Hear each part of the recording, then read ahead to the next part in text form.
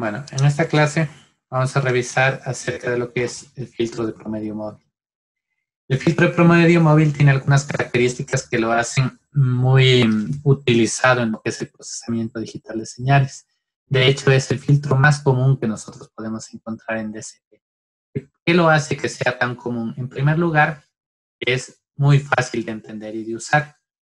En realidad su definición es bastante básica y el uso o la aplicación no es más que operaciones aritméticas simples que hacen que sea muy atractivo para el procesamiento digital de señales.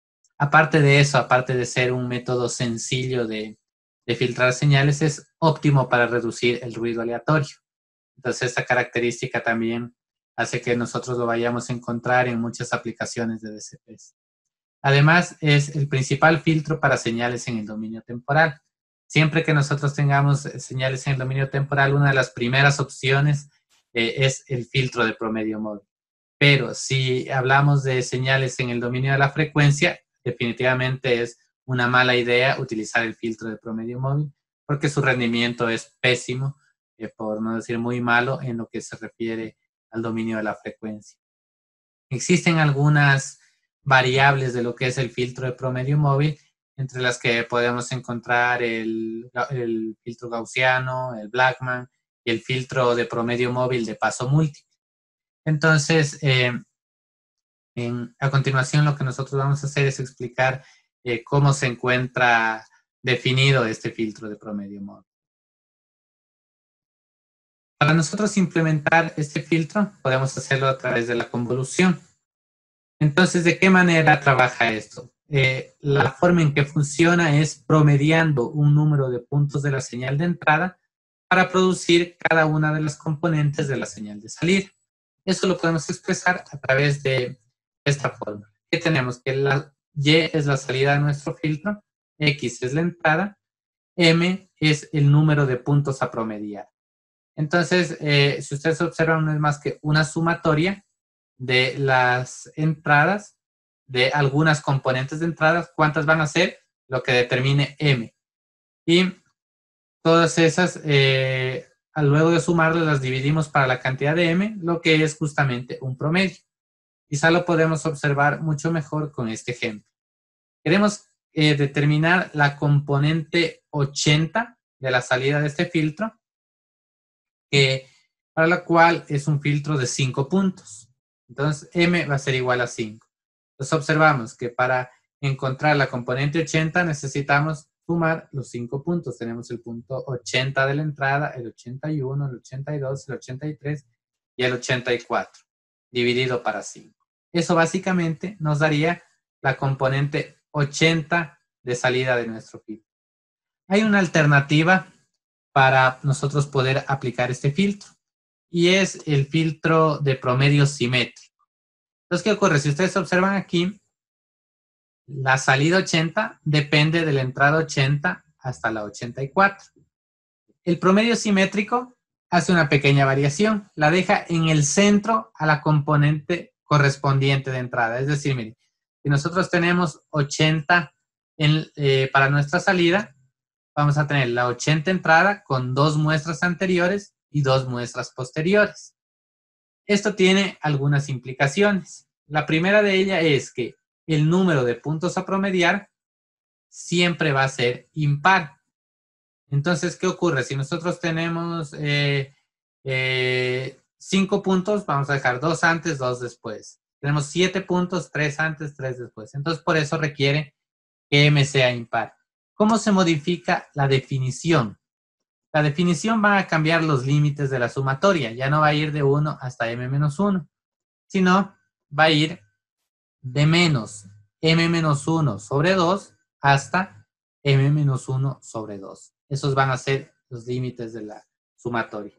Este filtro de promedio móvil en realidad es una convolución que utiliza un kernel bastante simple o un núcleo bastante simple.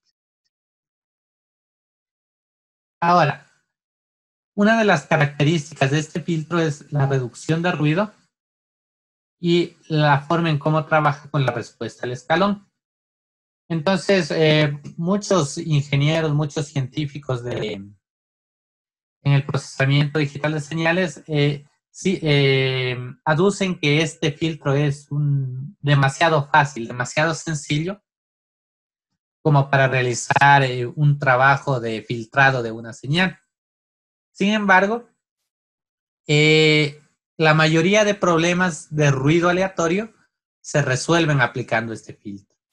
Entonces, esta es una situación bastante irónica dentro del campo de la ingeniería, ya que la mayoría de soluciones conllevan procedimientos bastante complejos para poder encontrar la solución a un problema. En cambio, en este caso, la aplicación es bastante sencilla. Y miren, nosotros tenemos aquí una señal original que se trata de un pulso rectangular, la cual tiene presencia de mucho ruido. Entonces, ¿qué ocurre? Si nosotros le aplicamos el filtro de promedio móvil, en este caso un filtro de 11 puntos, vamos a obtener esta figura que observamos en la parte derecha superior. El ruido se ha reducido en gran parte, sobre todo en lo que nosotros observamos, las partes laterales de nuestro impulso. Se ha reducido, pero aún tiene una magnitud considerable. Entonces, ¿qué nosotros podemos realizar?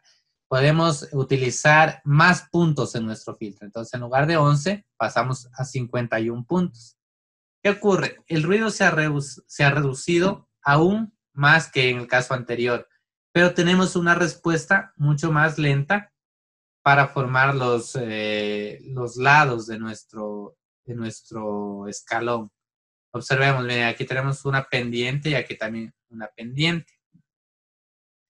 Entonces, el filtro de promedio móvil es muy útil, como les comentaba, para nosotros reducir el ruido de las señales, pero también es óptimo para un problema común dentro de lo que es telecomunicaciones. Por ejemplo, nos sirve para reducir el ruido blanco. El ruido blanco es un fenómeno aleatorio que afecta a nuestras señales. Pero otra característica es que mantiene la respuesta al escalón más aguda. Es decir, nosotros vamos a mantener una respuesta aguda al escalón. Para entender por qué este tipo de filtro es la mejor solución, nosotros, por ejemplo, podemos plantearnos un caso en donde queremos diseñar un filtro con una nitidez cuyo borde sea fijo. Entonces, nosotros suponemos que esa nitidez de los bordes debe especificarse en una cantidad de puntos. Entonces, podríamos decir, por ejemplo, 11 puntos tiene esa respuesta al escalón, o 11 puntos esa pendiente en la respuesta al escalón. Entonces, la pregunta que nosotros nos hacemos es cómo elegimos los 11 valores en el kernel del filtro de tal manera que nos permitan minimizar el ruido de la señal de salida.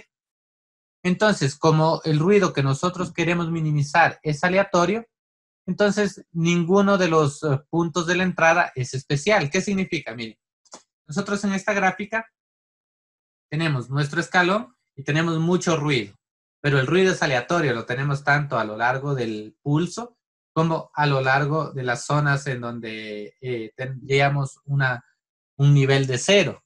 Entonces, ninguno de los puntos que conforman el pulso tiene una característica especial sobre nuestra señal, es decir, el ruido afecta a todo por igual.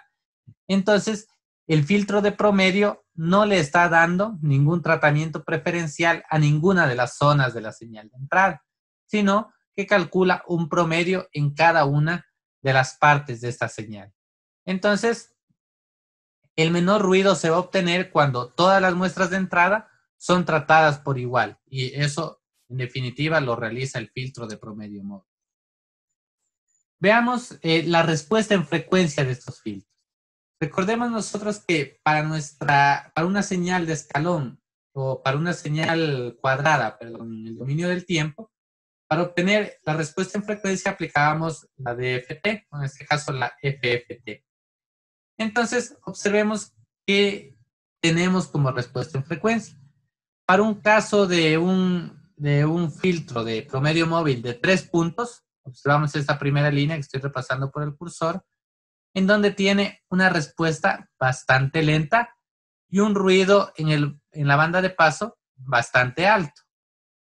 Si aumentamos a 11 puntos, que es esa línea intermedia, la respuesta es mucho más rápida, pero el ruido en la banda de paso, o en la banda de rechazo, perdón, en la banda de rechazo, se encuentra todavía alto.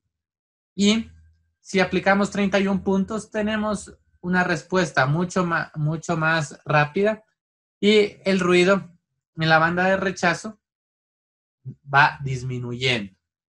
Entonces, la forma en que nosotros tenemos que analizar esto es que la caída es muy lenta y la atenuación de la banda de paso es espantosa cuando tenemos muy pocos puntos, y a medida que vamos incrementando la cantidad de puntos, esto va mejorando. Es decir, el filtro de promedio móvil es un filtro suavizado, pero que va a depender de la cantidad de componentes que nosotros utilicemos o de la cantidad de puntos que tenga este filtro. Este filtro, si nosotros recordamos en el caso anterior, en el dominio del tiempo, observemos aquí, esta es la respuesta en el dominio del tiempo, es una respuesta muy buena, es excepcional la respuesta que tenemos. Pero en el dominio de la frecuencia, seguimos teniendo estos componentes no deseadas en la banda de rechazo. Por lo tanto, no, como les decía al principio, no es un filtro que responda bien en el dominio de la frecuencia. Si nosotros queremos calcular estas componentes de frecuencia, lo podemos hacer a través de la respuesta en frecuencia de un filtro. El filtro en promedio, el filtro de promedios, perdón, no es más que un tren de pulso, una señal rectangular, donde cada uno de los puntos que les estoy mencionando va a ser cada uno de estos impulsos.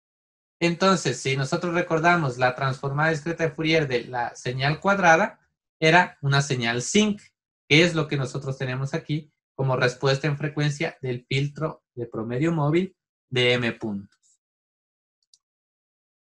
Ahora, vamos a ver algunos filtros semejantes al filtro de promedio variable. ¿Y por qué nosotros, si decimos que el filtro es excelente en el dominio del tiempo, por qué buscar otras alternativas? Esto se da porque lo ideal es que nosotros tengamos casos en donde la codificación se encuentre dada en el dominio temporal. Entonces, en definitiva, allí aplicamos un filtro de promedio móvil. Pero van a existir casos en donde la codificación está en el dominio frecuencial. En esos casos, no aplicamos el filtro de promedio móvil. Hasta allí, no hay ningún inconveniente. Pero en la realidad, existen casos en donde la codificación está dada tanto en el dominio temporal como en el dominio frecuencial. Por ejemplo, las señales de televisión. Las señales de televisión caen en esta categoría porque la información de video está codificada en el dominio del tiempo. ¿Qué significa esto? Que la forma de onda corresponde a los patrones de brillo de la imagen. Es decir, el brillo de la imagen va a estar representado por la forma de onda de nuestra señal. Sin embargo, cuando nosotros transmitimos esa señal,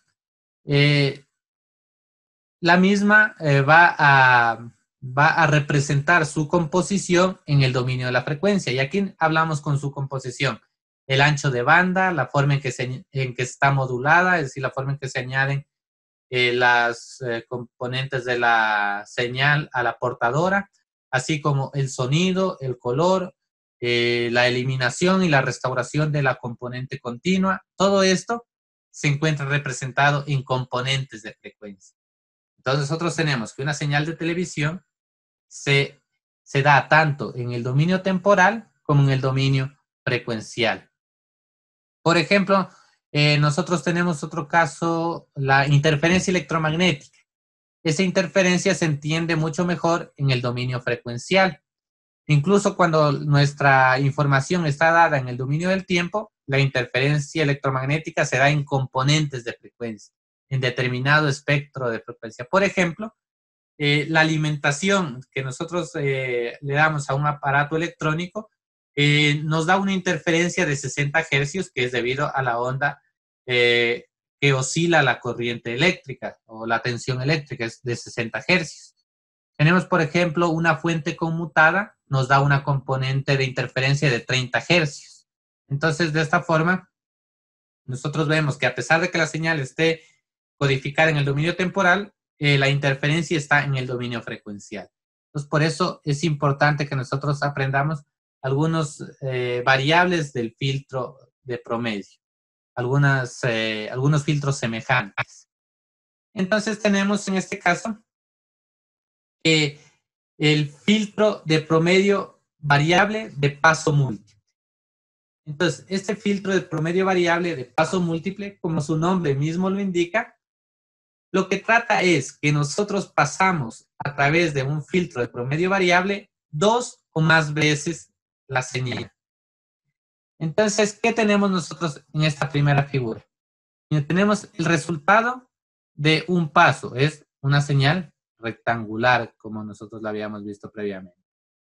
Si aplicamos 2 pasos, es el resultado de convolucionar nuestra onda rectangular consigo mismo. Y eso ya lo habíamos visto previamente, que es una señal triangular. Si lo convolucionábamos nuevamente con la señal rectangular, en este caso hablamos de 4 veces, tenemos como resultado un gaussiano. Recuerden, eso era el teorema del límite central que nosotros teníamos, que decíamos que cualquier señal que se asemeje a un impulso, en este caso estamos hablando de un escalón, pero podría entenderse como un impulso, si lo convolucionamos consigo mismo varias veces, nos daba como resultado un gaussiano. Entonces, ¿qué ocurre? Nosotros tenemos esto en el dominio temporal. Si ahora nosotros determinamos la respuesta en frecuencia, observemos la respuesta en frecuencia, para los 4 pasos se ha reducido el ruido en la banda de rechazo. ¿Y qué pasa si calculamos la respuesta al escalón? Miren, en la respuesta al escalón, para un paso tenemos una pendiente, una recta prácticamente. Para 2 pasos empieza a existir una pequeña curva entre la banda de rechazo y la banda de paso. Y para 4 pasos se ha completado con una S, es decir, se empieza a formar la curva completamente en la banda de rechazo y en la banda de paso. Entonces, la respuesta al escalón de múltiples pasos se asemeja a una S, que es un efecto deseado en este caso. La respuesta en frecuencia va a estar dada por la misma expresión de la señal sinc, pero multiplicada por el número de pasos que nosotros le demos. Por ejemplo, nos dice que es de paso múltiple. Por ejemplo, si nosotros le damos 100 pasos, debería ser por 100. Si le damos 10 pasos, por 10. Aquí nosotros también tenemos la representación en logarítmica de nuestra respuesta en frecuencia. ¿Qué observamos en la representación logarítmica? Que la banda de rechazo se encuentra presente aún el ruido. Observemos, es un ruido de alrededor de 50 dB cuando tenemos ya 4 pasos, pero un ruido, perdón, de menos 50 dB y un ruido de menos 10 dB cuando tenemos únicamente un paso. Entonces, estamos mejorando considerablemente el comportamiento que tiene nuestro filtro de promedio móvil o variable, pero lo estamos modificando ya en frecuencia utilizando pasos múltiples. Otros tipos de filtros. Como nosotros observábamos en el caso anterior, aquí teníamos nosotros la forma de onda rectangular, teníamos la triangular y teníamos el gaussiano que nos daba un mejor comportamiento. Entonces, ¿qué se ha buscado? Se ha buscado representar funciones matemáticas que se aproximen a ese gaussiano. Y para ello se ha encontrado kernels como el gaussiano propiamente o como la ventana de Blackman. La ventana de Blackman se encuentra definida por esta ecuación que nosotros observamos aquí. Es una ponderación de señales cosenoidales que nos permiten, nosotros observamos aquí la respuesta en frecuencia del gaussiano, es esta que tiene un rizado bastante elevado, y la de Blackman es la que observamos aquí con un ruido prácticamente despreciable en la banda de rechazo. Entonces, la mejor atenuación de la banda de paso la tiene la ventana de Blackman o el filtro aplicado con la ventana de Blackman. Además, sus núcleos se estrechan a una menor amplitud cerca de los extremos. Les comentaba que de estos filtros que hemos visto, del filtro de promedio móvil, del filtro gaussiano y del filtro de Blackman, el que más rápido se ejecuta, una vez que nosotros lo diseñemos en cualquier lenguaje de programación, es el de promedio móvil. El que mejor respuesta tiene en frecuencia es el de Blackman. Sin embargo, el gaussiano es muy útil porque nos representa la respuesta de muchos sistemas que están dados de forma natural o artificial. Entre ellos mencionábamos que un pulso de luz que entra en una línea de fibra óptica sale como un gaussiano. También hablábamos de que este filtro tiene una amplia aplicación en el procesamiento de imágenes porque tiene propiedades únicas que le permiten incrementar la rapidez de las convoluciones bidimensionales. Entonces, esas son características para que nosotros manejemos estos diferentes tipos de filtros. Observemos la aplicación recursiva. Vamos a ver por qué el filtro de promedio móvil es el más rápido que nosotros, de los que nosotros hemos revisado. Para ello, hemos calculado un filtro de 7 puntos, un filtro de promedio móvil de 7 puntos, y hemos calculado dos componentes a su salida, la componente 50 y la 51. Entonces ya sabemos que la componente 50 es igual a la 40. Este es un simétrico. Ustedes observan la componente correspondiente a la entrada, X50 y Y50, está en la mitad. Entonces hemos calculado X47, 48, 49, 50 hasta 53. Si calculamos los 51, será 48, 49 hasta 54. Observando estas dos salidas, nosotros podemos resumir la 51 como la Y50, es decir, miren, si nosotros observamos, está contenida la 50, ¿por qué? Porque tiene 48, 49, 50, 51, 52, 53, pero tiene de más el término 47, entonces le restamos el 47 y le falta el término 54, entonces le sumamos el 54. Y al final, todas estas sumas se han reducido a una suma y una resta. Entonces, esto lo podemos representar a través de una ecuación que denominamos ecuación recursiva, que nos dice que la salida de un filtro es igual a la salida menos 1 más la entrada más un factor P y menos la entrada menos un factor Q. ¿A qué es igual el factor P? Es a la cantidad de puntos del filtro menos 1 sobre 2, y a qué es igual Q. Q es igual a P más 1. Entonces, esta es la ecuación recursiva y esto implementado en software va demasiado rápido porque no tenemos ninguna multiplicación. Tenemos únicamente dos sumas y una diferencia.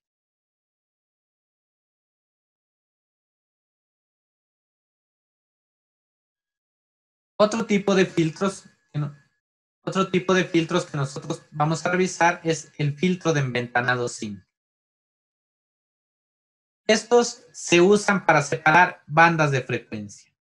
Además, son muy estables y tienen rendimientos increíbles o niveles de rendimiento increíbles. Desventaja, tiene un pobre rendimiento en el dominio del tiempo. Entonces, este es el filtro por excelencia para nosotros utilizar en el dominio de la frecuencia. Son fáciles de programar mediante convolución y se puede utilizar la transformada rápida de Fourier para mejorar su velocidad.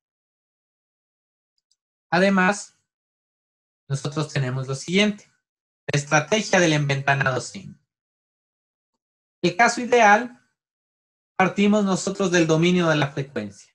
En el dominio de la frecuencia, nosotros observamos aquí la respuesta en frecuencia para una frecuencia de corte determinada. Entonces, es prácticamente un escalón que nosotros observamos aquí. Totalmente plano en la banda de paso y totalmente plano en la banda de rechazo. Entonces la estrategia es lo siguiente. A esta respuesta en frecuencia ideal le aplicamos la transformada inversa de Fourier. Al aplicarle la transformada inversa de Fourier, vamos a obtener nuestro kernel ideal. Este kernel ideal tiene una desventaja. Esa desventaja es que tiene componentes infinitas, tanto negativas como positivas, que no son cero. Entonces tiene infinitas componentes positivos y negativos diferentes de cero.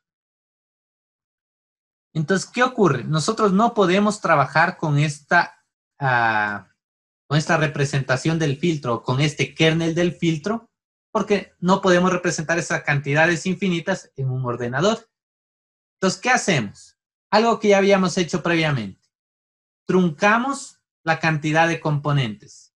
Es decir, la vamos a cortar a nuestra señal seno en m más 1 puntos, en donde m es la cantidad de puntos del filtro. Los elegimos simétricamente alrededor de este lóbulo principal. Entonces, por ejemplo, yo decido que voy a cortar desde este lóbulo secundario hasta este lóbulo secundario. Pero también la desplazamos hacia la derecha para no tener componentes negativas. Ese desplazamiento al final le va a repercutir en nuestra respuesta en frecuencia en un desplazamiento también de nuestra respuesta, pero no afecta en ningún otro valor del filtro.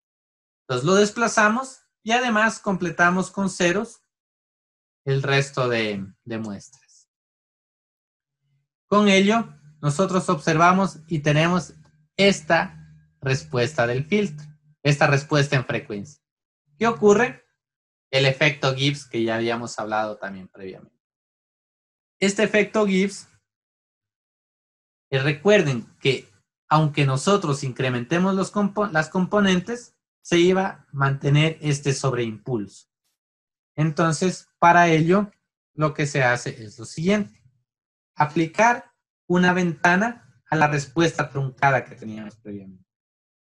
La ventana que se puede aplicar puede ser la ventana de Blackman o la ventana de Hamming, que tenemos aquí en el orden que les he mencionado. La de Blackman en primer lugar y la de Hamming en segundo lugar. Cualquiera de ellas se puede aplicar.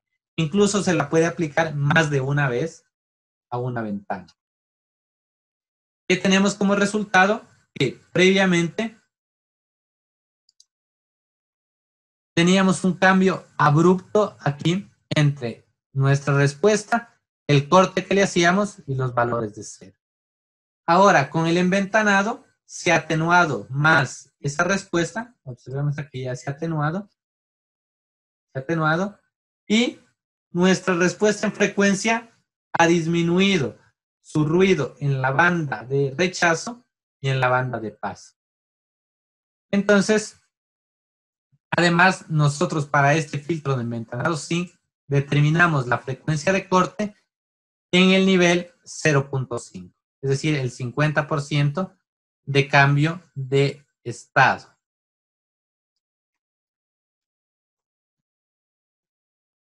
¿Qué ocurre cuando nosotros aplicamos los diferentes tipos de enventanado? Vamos a observar qué pasa si aplicamos Hamming o si aplicamos Black.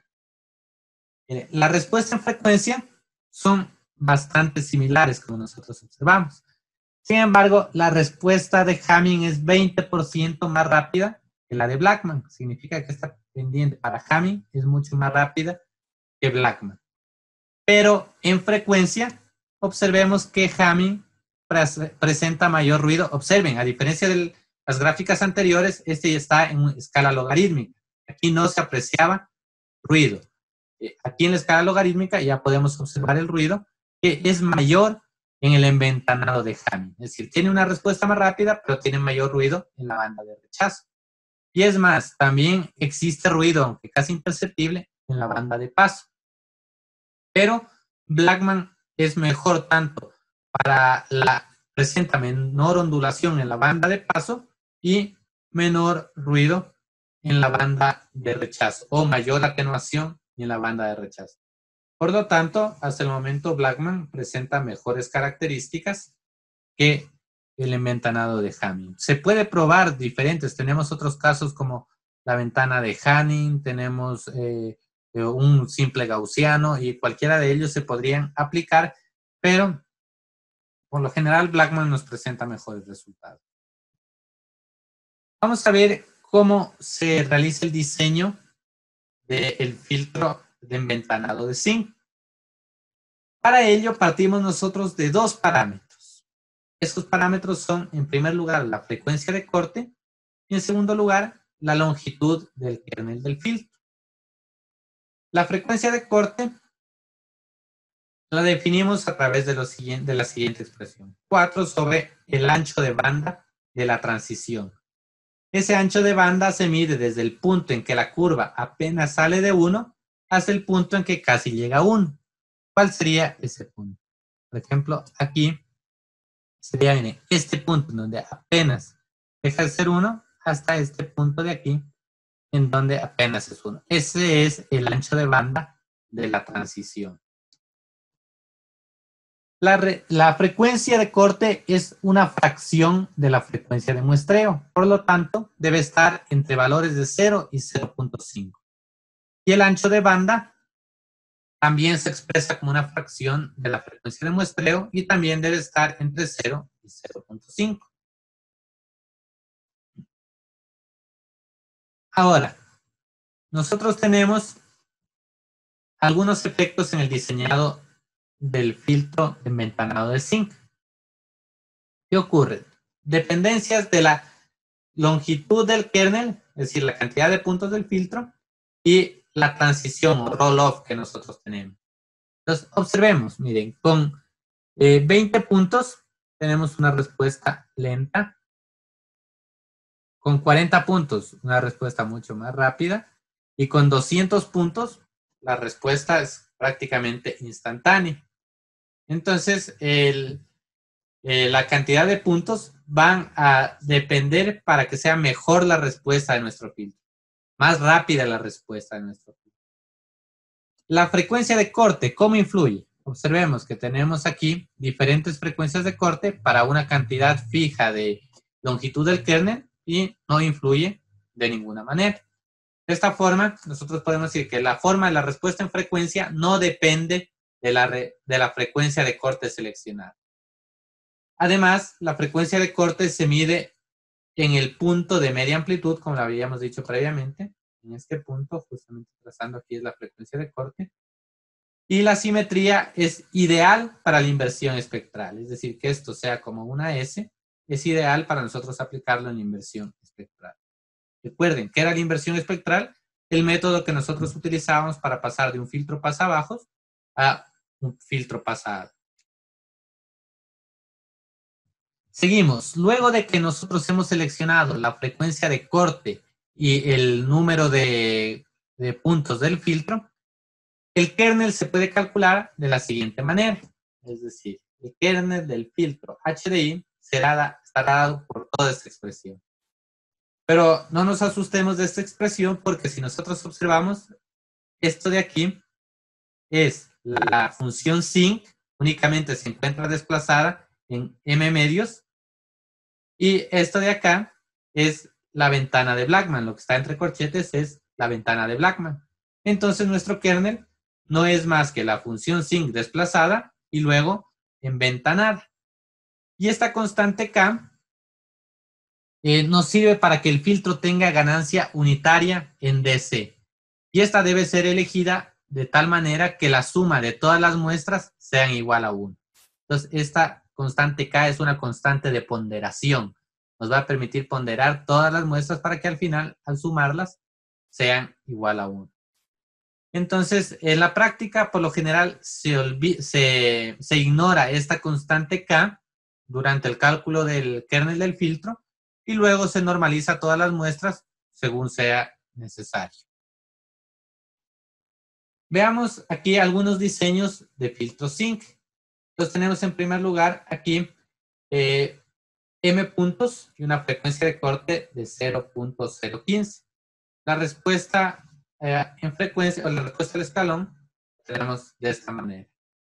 Luego tenemos para una frecuencia de corte de 0.04 y 500 puntos. Observemos que tiene una mayor amplitud y esta es su respuesta al escalón. Aquí tenemos un caso de 0.04 de 150 puntos y esta es la respuesta al escalón. Aquí hay que considerar algo. Si nosotros observamos estos puntos de aquí que estoy marcando con el cursor, nosotros podríamos estar tentados a decir que son 0. Pero las muestras, tanto al principio como al final del filtro, aunque son casi imperceptibles, son muy importantes. Porque al final, si nosotros obviamos esas respuestas, vamos a tener efectos no deseados en la respuesta al escalón o en la respuesta en frecuencia. Entonces, la representación de este tipo de filtros se realiza ya en software en datos de tipo punto flotante para poder capturar la gran variación de valores que existen. Si nosotros haríamos una representación en enteros, no podríamos representar estos valores muy pequeños de variación.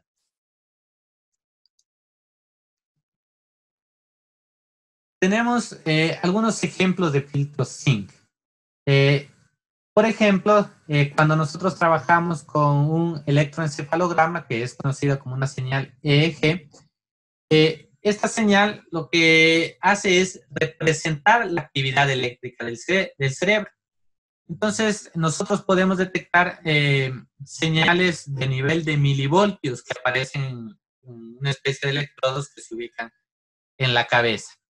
Entonces, cada célula nerviosa del cerebro lo que hace es generar pequeños pulsos eléctricos que se deben presentar de manera coordinada. Entonces, el electroencefalograma no es más que el resultado de combinar toda esa cantidad o todo ese número de pulsos eléctricos que se genera.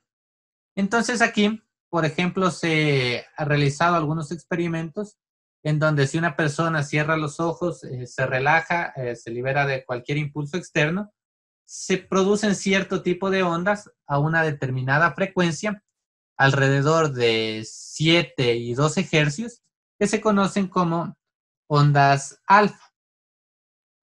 Y por el contrario, si se abre los ojos y se mira alrededor, se cambian las ondas a unas ondas de frecuencia de 17 a 20 hercios, que se denominan ondas beta. Entonces, nosotros podríamos diseñar un filtro pasa bajos y un filtro pasa altos, de tal manera que nos permita filtrar esas frecuencias. Entonces, aquí tenemos un gráfico en donde en una parte tenemos las ondas alfa y en otra parte las ondas beta. Y si queremos aislar las ondas alfa, entonces un filtro pasa bajo. Si queremos aislar las ondas beta, un filtro pasa alto. También nosotros podríamos utilizar para aislar un tono determinado de audio. Entonces, para ello, deberemos utilizar un filtro pasabanda. Entonces, miren, tenemos este filtro pasabanda con su correspondiente respuesta en frecuencia. En este caso, en el dominio de en su representación logarítmica. Entonces, aquí estamos hablando de un tono de alrededor de 2 kHz, que es el que se está filtrando. Entonces, todo esto lo podemos hacer a través de filtros de enventanado Zinc. Vamos a hablar ahora de filtros personalizados. ¿A qué nos referimos con filtros personalizados? Es verdad, hemos hablado nosotros de filtros pasa abajo en su mayor parte y habíamos mencionado en clases previas que a partir de los pasa abajo podíamos diseñar filtros pasabanda, filtros rechazabanda y todas estas variantes. Pero, ¿qué ocurre si lo que nosotros queremos es tener una respuesta en frecuencia como la que observamos en esta segunda gráfica? Miren, ¿qué ocurre? Por una parte, nosotros tenemos aquí que me está amplificando, bueno, en realidad me está atenuando un poco estas frecuencias bajas, luego me elimina específicamente estas frecuencias, luego me vuelve a atenuar un poco, luego me amplifica con un crecimiento lineal las frecuencias. Luego, ¿qué pasa? Me las hace que pasen tal cual entrada, tiene una amplitud de 1. Luego, me las rechaza todas estas frecuencias. Luego, hace que pasen normalmente y luego hace que se reduzcan de forma exponencial las frecuencias. Entonces, esto no se trata ni de un filtro pasabajos, ni de un pasaaltos, ni de un pasabanda, ni de un rechazabanda, sino más bien como una mezcla de todos, pero es una función bastante compleja. Entonces, ¿qué se hace en este caso? Pues se parte de la respuesta en frecuencia deseada. Nosotros partimos de esta frecuencia deseada, aplicamos una transformada inversa y vamos a obtener esta respuesta del filtro o este kernel del filtro. Obviamente, este kernel del filtro no lo vamos a nosotros poder implementar. Entonces, ¿qué hacemos? Lo mismo que habíamos hecho previamente, truncar y adicionar ceros. Los truncamos, adicionamos ceros y observamos luego la respuesta. Hemos obtenido esta gráfica como respuesta que en algo se parece a la figura que deseamos en un principio. Entonces, ¿qué hacemos? Vamos más adelante y empezamos a trabajar con diferente cantidad de puntos para el filtro. Miren, con 10 no se parece nada a lo que buscábamos. Con 30 se parecen algo, es más bien con la respuesta que hemos obtenido anteriormente, con 30 puntos. Con 100, miren, ya se parece mucho a la respuesta que buscábamos. Con 300, mucho más se parece. Con 1000, prácticamente la respuesta en frecuencia que nosotros buscábamos. Entonces, este es un enfoque que nosotros utilizamos para filtros personalizados, para cuando no se tratan de filtros pasabajos, ni pasaaltos, ni pasabanda, ni rechazabanda. Este es el proceso. Partimos de la respuesta en frecuencia, transformada inversa, truncamos y completamos con ceros y vamos variando la cantidad de componentes del filtro. Pues de esa manera obtenemos un filtro personalizado. Otro proceso importante que para utilizar los filtros SYNC es la deconvolución. Nosotros cuando trabajamos con cualquier señal, esta señal puede ser alterada por diferentes factores y muchos de estos factores afectan en forma de convolución. Es decir, el ruido se ha convolucionado con nuestra señal y al final tenemos como resultado una señal convolucionada. Entonces, si queremos recuperar la señal original, tenemos que aplicar un proceso de deconvolución. Entonces, ¿qué ocurre? La deconvolución es casi imposible de entender en el dominio temporal. Sin embargo, es bastante sencilla en el dominio de la frecuencia. Nosotros tenemos aquí un caso de unos pulsos detectados y aquí como resultado los pulsos filtrados. Miren, unos pulsos detectados a través de un detector de ondas.